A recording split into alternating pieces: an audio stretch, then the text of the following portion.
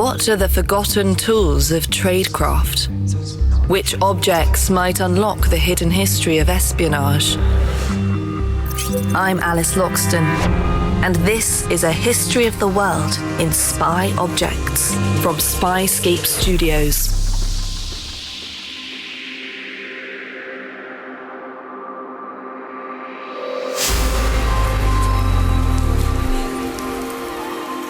How is it that some objects, inanimate though they are, carry such an air of circumstance and importance?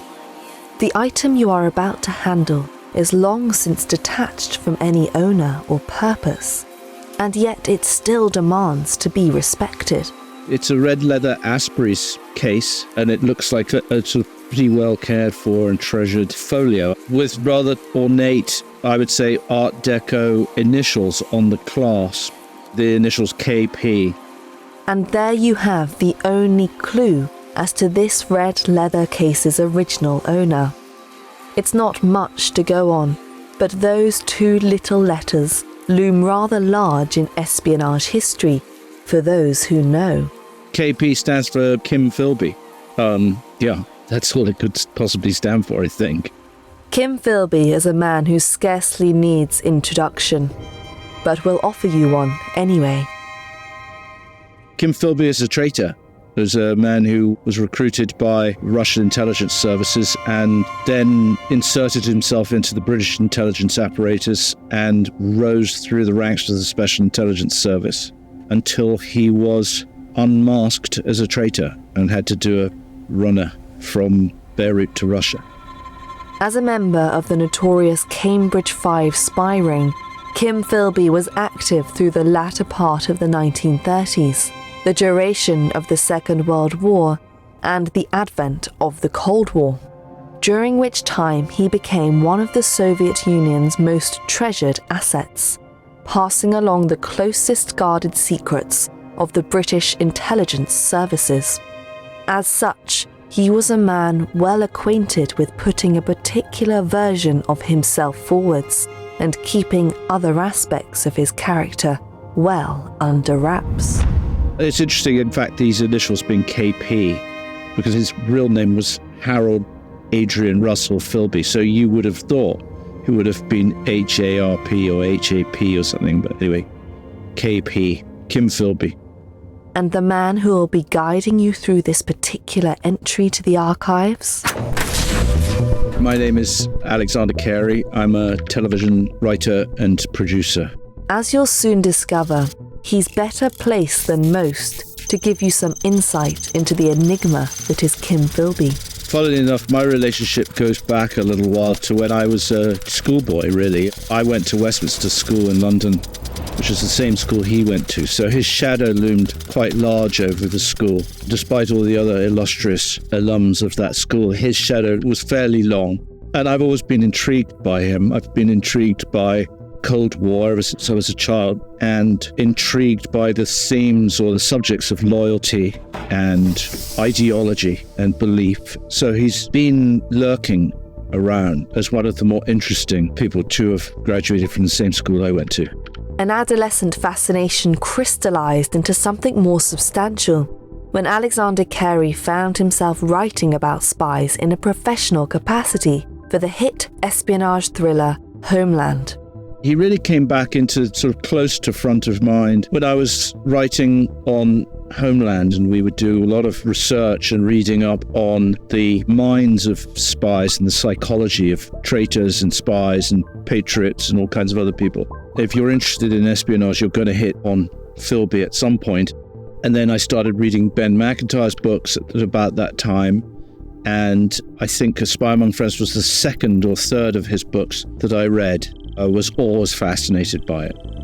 Eventually, Alexander Cary would adapt McIntyre's book about Philby into a TV series starring Guy Pearce as the notorious spy. Like the book, it's called A Spy Among Friends. The project was Alexander's first crack at telling a true story, and he felt a certain burden of responsibility with the material. I thought it was my job to empathise with him as much as I could, while also being wary of humanising a man who was responsible for hundreds, maybe thousands of deaths. Kim Philby was ruthless in his loyalty to the Soviets.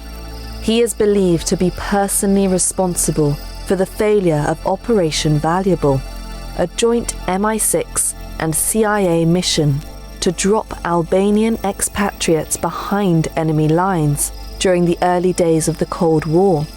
Estimates put the body count of his intelligence at some 300 agents. But Alexander Cary knew that he would have to get inside Philby's head and perhaps even like him if he was to represent him faithfully.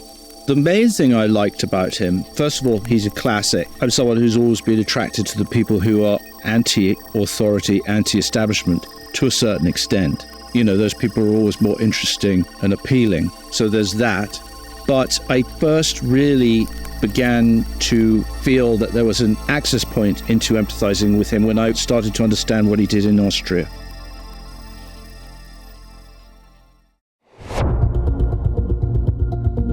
Kim Philby graduated from Cambridge University in 1933 and immediately signed up to an organisation called the World Federation for the Relief of the Victims of German Fascism.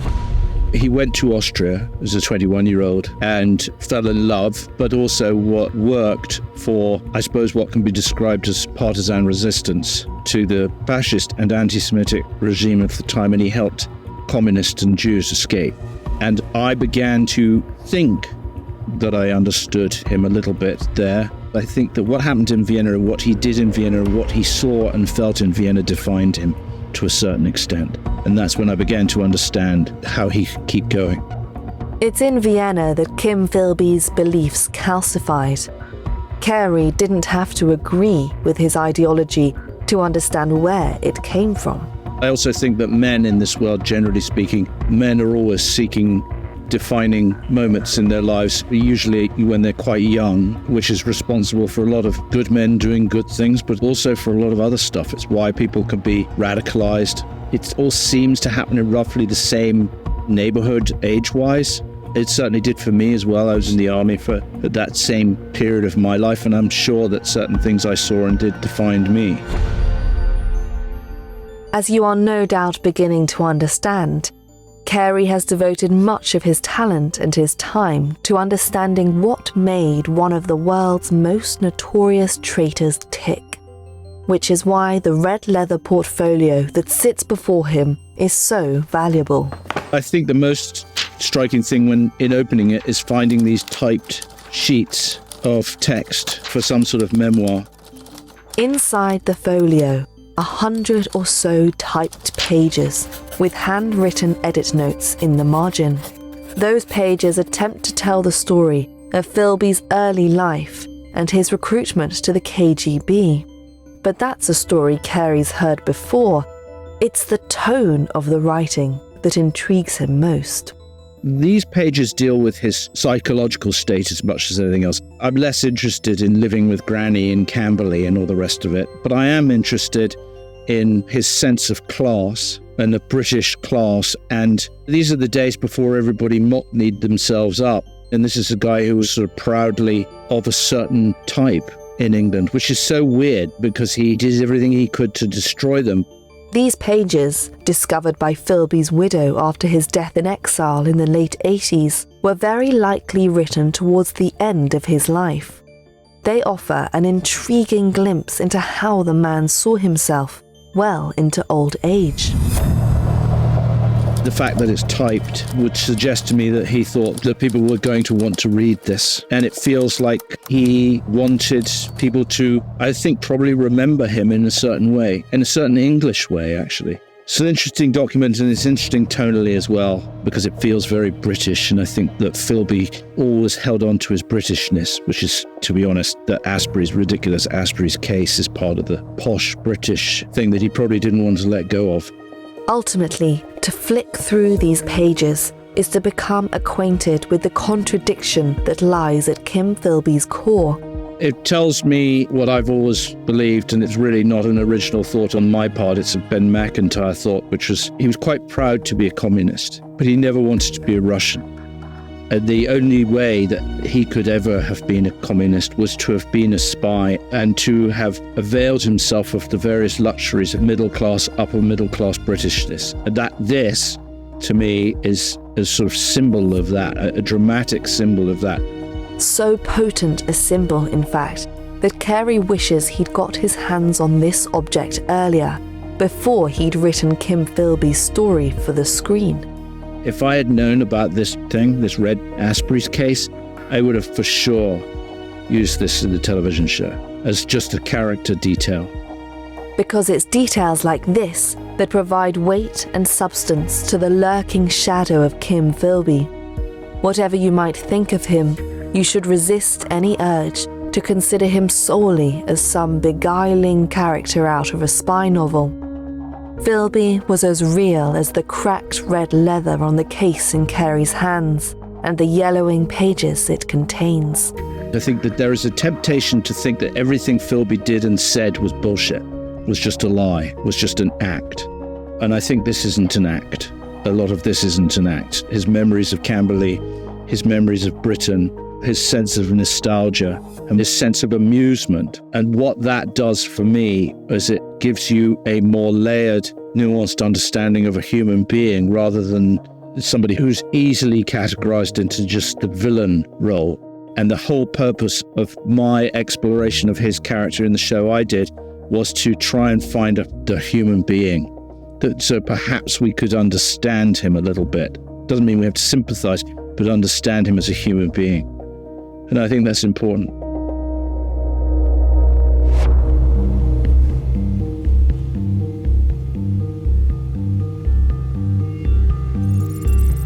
I'm Alice Loxton. More secrets await in the next episode of A History of the World in Spy Objects from Spyscape Studios.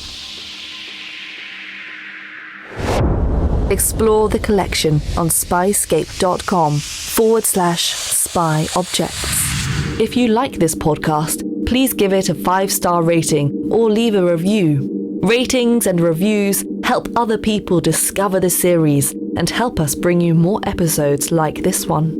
Or why not forward the podcast to a friend? And thank you for listening.